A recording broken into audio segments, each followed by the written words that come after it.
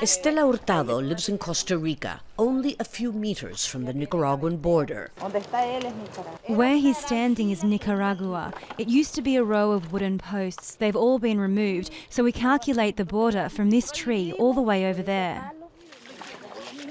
Starting at dawn, Nicaraguans begin crossing into Costa Rica through the porous border. Men, women, and children making their way through the mud. Rainy season makes the trek far more difficult, but the main challenge is making sure they aren't caught before crossing the border. This is what they call a punto ciego, or blind spot, an illegal border crossing. And it's from here that the Nicaraguan migrants come in. Some of them lose their shoes, some of them a lot more. But they're not hiding from the Costa Rican police. They're hiding from the Nicaraguan army, which is just over there. We can practically see them from here. And they are trying to prevent Nicaraguans from leaving the country ahead of the presidential elections.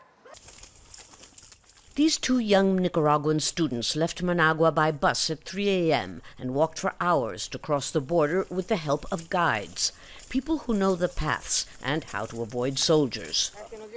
They don't want to be identified because they're opponents of Nicaragua's President Daniel Ortega and say they fear reprisals against those they've left behind. I came because we live under a dictatorship. We have no voice. The moment you speak up, you have a police patrol car at your door to take you away.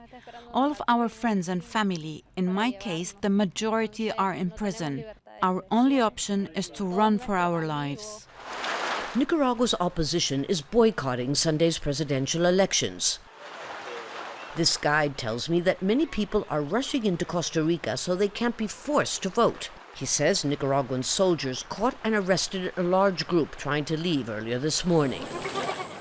When the rain stops, another group crosses a river into Costa Rica.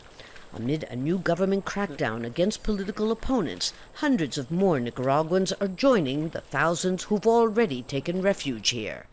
Estela Hurtado says there are rumors that the Nicaraguan government may soon close the border. There are loads of soldiers along the border because of the elections. They're probably afraid that people will return and try to make trouble for them.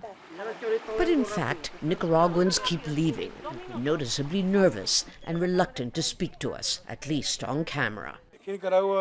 I can't talk because in Nicaragua, if you say anything, they will take you for a ride. That's slang for getting killed. Like many, he wants to return to Nicaragua when things improve. A sentiment that seems to reflect a desire more than an objective possibility for the near future. Lucia, Newman, Aljazeera, at the Costa Rica-Nicaragua border.